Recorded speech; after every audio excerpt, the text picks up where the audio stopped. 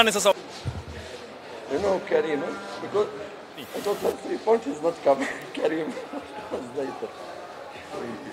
Huh? If a winner is here quickly, but today no winner.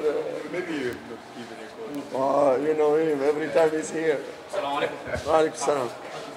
Masai? Yes. Hello. Asante. Mtayari jamani?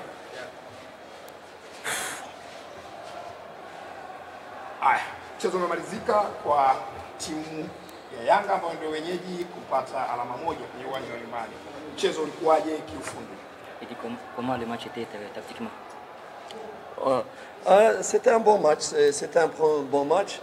Je pense que dans un match, il y a eu, il y avait un match tactique, à savoir l'équipe d'Embe a essayé de bloquer notre milieu de terrain et tout ça par un marquage bien prononcé et une pression, vraiment une agressivité sur le porteur de ballon.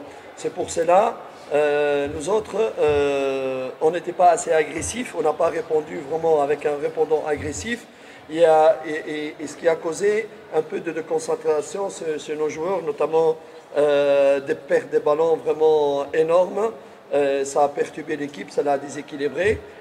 Et je pense que deuxième temps, nous avons rectifié les tirs. Nous avons fait quelques changements, nous avons donné quelques consignes tactiques qui nous a permis d'avoir vraiment presque les 45 minutes. Et malheureusement, je pense que notre adversaire n'a créé aucune occasion de but. Et nous autres, nous avons créé des occasions, notamment l'occasion de Chico. Mais bon, voilà, c'est le football. Il faut avoir la tête très haute, on n'a pas perdu. Et on mérite de gagner. Dans la vérité, on mérite de gagner. Mais c'est le football et il faut, comme j'ai dit aux joueurs, aux vestiaires, je les ai félicités, c'est le football. Et on va apprendre les leçons de ce qui n'a pas marché dans ce match-là. Anasema mechi tactical ilikuwa ni mechi ya ufundi ambapo Mbeya wenyewe walijitahidi sana kuja kwa kukaba katikati na walikuwa aggressive na kweli walipatia. Ndio maana ukiona kwenye mechi tulikuwa na upungufu wa kucheza mipira mingi katikati na ikatufanya wachezaji wetu wakakuwa hawana ile aggressive kama Mbeya ilivyokuja. Nasema lakini imetokea kweli kipindi cha kwanza, kipindi cha pili amejitahidi kuchange mfumo na kutoa maelekezo, na nadhani mliona wenyewe kama kipindi cha pili kilikuwa ni bora zaidi. Create chance, tulipata nafasi nyingi za kufunga, na ukiangalia timu pinzani yenyewe haikupata sehemu yoyote ya kufunga, isipokuwa ndio hivyo kwa football huwa yanatokea. Na baada ya mechi aliambia wachezaji hongera sana kwa mechi. Huwa sometimes mechi kama hizi huwa zinatokea, lakini inabidi tuinue kichwa ili tupambane kwenye mechi zingine tusaidie kupata ushindi. Swali la kwanza kwa mwalimu. Wanahabari. Yes.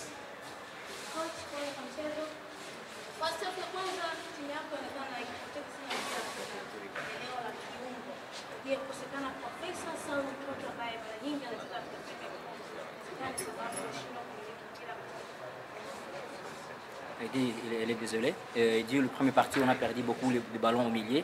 Est-ce que ça peut être la cause, c'est parce que Faisal n'était pas là, parce que c'est lui qui joue souvent au milieu, ou il y a quelque chose d'autre? Non, c'est pas parce que Faisal il peut rater. Non, on a été vraiment très pressé. L'adversaire a couru beaucoup, elle était agressive, ça a perturbé quelques de joueurs au milieu de terrain tout simplement.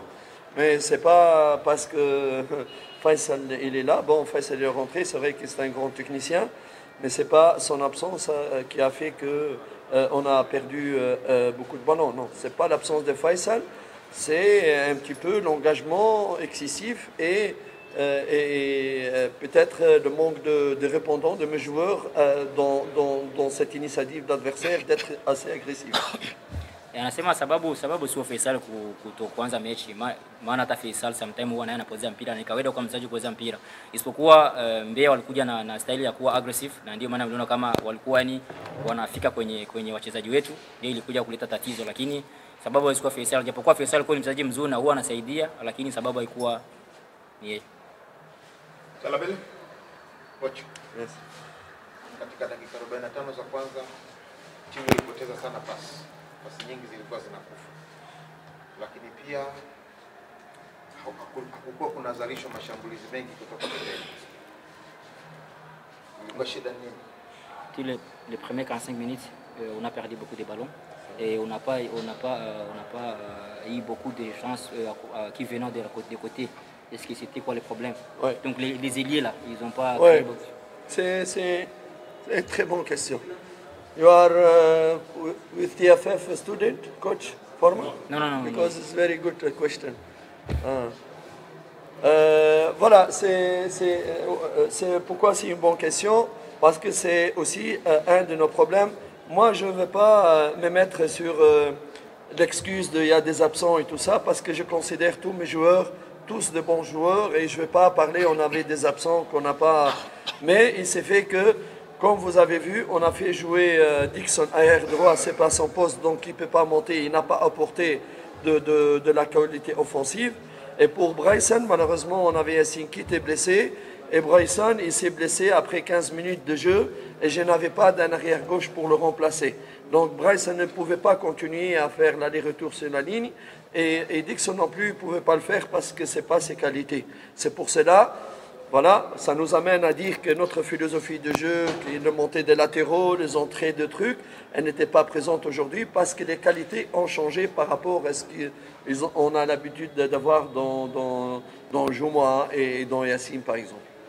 Anasema ni hilo ni swali zuri sana lakini kwake yeye haitakuwa excuses kusema kwa sababu kuna wachezaji ambao kucheza kwa sababu wana majeraha, lakini nadhani ukitizama Dixon hapana Dixon Job, Dixon Job kacheza nani kwenye right back, kawaida sio right back, na ukiangalia upande wa kushoto ilikuwa ni Bryson baada ya dakika 15 alipata tatizo kwenye mguu, na alipopata tatizo kwenye mguu unaona kama hawezi kuwa anapanda kwa sababu yana tatizo la mguu. Ndio maana unaona kama palikuwa hakuna wasaidizi wa kuja kusaidia kwenye wingers.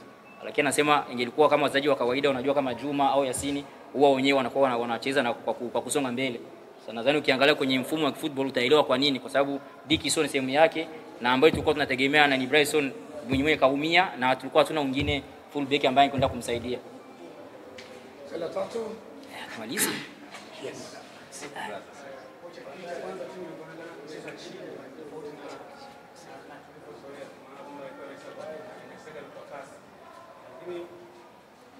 Ile tazama swali kwamba tatizo ni nini, pengine mapumziko ama kisha mechi za FA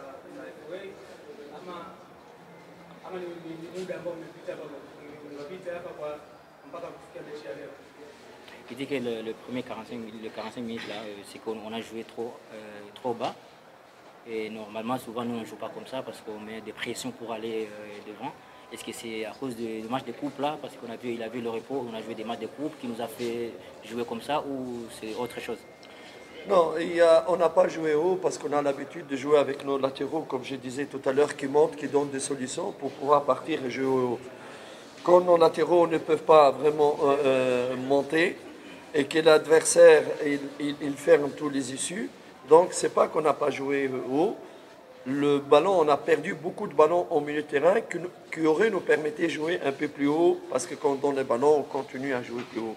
C'est des absences de vraiment de vrais latéraux et notre milieu de terrain a été perturbé la première mi-temps. Mais je félicite mes joueurs deuxième mi-temps, ils ont vraiment rectifié. Je crois que 45 minutes, on a joué 45 minutes dans la moitié de terrain adverse. Et c'est là où vous voyez les leçons tactiques que je m'adresse aux amis, collègues, futurs entraîneurs, de regarder, d'analyser quand tu es en difficulté première mi-temps, comment tu corriges les tirs deuxième mi-temps. Anasema kwamba sababu kubwa nadhani ashaiongea hapa ni kuhusu tulikuwa na mafullback ambao sio fullback kabisa. Maana ilikuwa ni kama tumeweka sababu alikuwa kuna upungufu wa wachezaji. Lakini hiyo sio excuses kwa sababu na katikati mipira mingi ilipotea. Na ile mipira ambayo ilipotea katikati ndio ingesaidia kuleta ushambulizi mbele. Anasema nadhani kama ulitazama vizuri kipindi cha pili wakati alitoa ushauri, uliona kama kipindi cha pili karibuni dakika 45 zote tulicheza kwao. Nadhani tulicheza. Na hiyo anasema sana naambia ambao wenye wanajifunza walimu kama sijidanganya. Anasema kwamba wachunguze jinsi ya kubadilisha mchezo. Maana ukiona mchezo kipindi cha kwanza na cha pili tofauti kubwa. So inabidi kwao waige na ili watizame vizuri sana. Tumalize bwana. Sahihi bwana. Tofauti wa alama umepungua kutoka 10 mpaka 8. Hii kwake inamaanisha nini kuelekea kwenye mbio za Olympic? Il dis qu'il y avait 10 points de différence, maintenant c'est 8. Est-ce que pour toi, qu'est-ce que ça te dit? Tu penses qu'il y a le mot, quelque chose qui va changer parce qu'il y a moins de points qu'avant?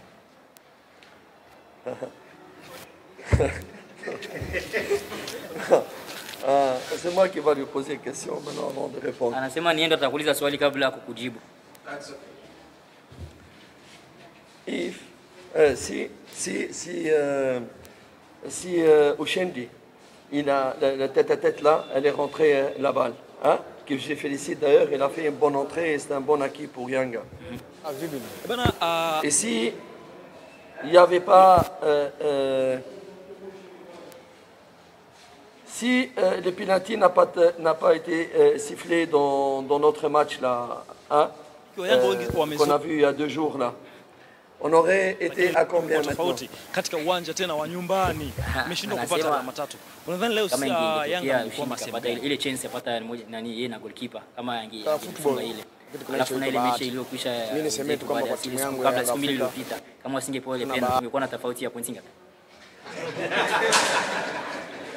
Si je dis cela, c'est pas pour critiquer. Que le football, il tient à des petites choses. Hein? Il faut pas, ni supporters soit déçus au truc. Nous avons une grande équipe. Il y a des moments où on ne peut pas gagner tous les matchs. C'est très difficile de gagner tous les matchs. Dieu merci, on a eu créé d'occasion malgré les absences. Il ne faut pas en faire un truc. Ça tient à des petites choses parfois dans le football, mais j'ai une grande confiance en mes joueurs, en mon équipe, hein, une grande confiance. Si on a perdu 2 points aujourd'hui, c'est moi qui est responsable et c'est vraiment pas mes joueurs. Je tiens toute la responsabilité de la perte de 2 points. Anasema hii ndio football. Anasema ni football. Kuna pointi ndogo ndogo ambazo huwa zinatokea kwenye mechi na hiyo ni kawaida. Na timu haiwezi kuwa inafunga kila siku. Anasema hiyo ni football. Na anasema bado anarudi tena anatoa pongeza kwa wachezaji wake, wamejitahidi kupambana na kupata ushindi leo. Blame mchezaji wote isipokuwa anaweka kifua mbele yeye. Atakayelaumiwa alaumiwe yeye, asilaumiwe mchezaji yote. One last question from your good Oh, friends. okay, thank you. Yes. Mwalimu, mmegawana pointi 2 na Mbeya City, lakini Mbeya City wameonekana wana furaha zaidi kuliko nyinyi. Unasemaje kuhusu hili na pia unawaambiaje mashabiki wa timu yako kuhusu mchezo unaofuata? Mais comme tu le vois, c'est Mbeya City qui était très content de ils ont gagné. Ndogo sana Il kwao. y a pas de ça et qu'est-ce que tu peux dire aux supporters pour le prochain match? Non, c'est normal qu'ils sont venus, sachez qu'ils sont venus une semaine avant. Ils se sont bien préparés. Il faut féliciter les efforts des joueurs qui se sont donnés à fond pour avoir un bon résultat. Il faut être sportif et féliciter les bonnes initiatives. Je félicite aussi le staff technique, malgré que, bon, après, mais c'est pas grave, il s'est excusé. Mais il faut féliciter les joueurs. Ils sont contents, c'est leur droit, parce qu'ils ont travaillé très très dur pour avoir des points, ils vont avoir des primes. Hein, je ne sais pas, hein, des grosses primes même, parce qu'ils ont fait un match. Il faut les féliciter parce qu'ils aident leur famille et tout ça. Moi, je respecte les sportifs et je respecte les efforts des autres. Et ça reste un sport, il faut être sportif et féliciter les efforts des autres. Juste une chose, je n'aime pas en Afrique, maintenant en Europe, on ne voit plus le joueur qui gagne, qui perd du temps, qui dort sur le terrain et trucs pour un peu gagner du temps. Non, il faut enlever ces mauvaises habitudes en Afrique. Tout le temps dormir, il reste que de forum de GSM pour dormir dessus sur le terrain, ces trucs. Mais à part ça, je les félicite pour leur effort. Anasema lazima atoe pongezi kwanza kwa timu pinzani, lazima mtu au mpoili ni football, ndio kazi ya football. Anasema wamekuja siku 6 au 7 kujiandaa kwa sababu matokeo, wamepambana, wamepata points. Kwao ni muhimu kwa sababu kwanza watapata bonus. Kupata bonus itasaidia familia zao pia. So lazima awape pongezi. Na nasema kingine kitu ambacho anaomba ingewezekana ni kitu ambacho huwa kwenye mpira wa Europe akionekani kabisa hii kama kipindi cha pili unaona wachezaji wanajilazalaza, wanalala uwanjani, wanasinzia. Ni kitu ambacho kwenye Afrika ni kitu chenye inabidi ingewezekana ingekuwa ni yeye ndio muamuzi kitu angekistop kistokee. Maana tukiangalia mechi zingine za nje Europe kwa tuoni mambo kama haya. Yaani watu wakiona kama dakika zinakuwa sijui kipindi cha pili wanaanza kulalalala mpaka wanasinzia uwanjani, nasema sio football hii. Ila anawashukuru. Maintenant déjà ça. Hein? J'ai dit le matelas déjà ça. Le reste. Il devait que dormir sur le matelas déjà ça. Anasema walikuwa nalala kwenye godoro za GSM. Asante. Ashukuru sana.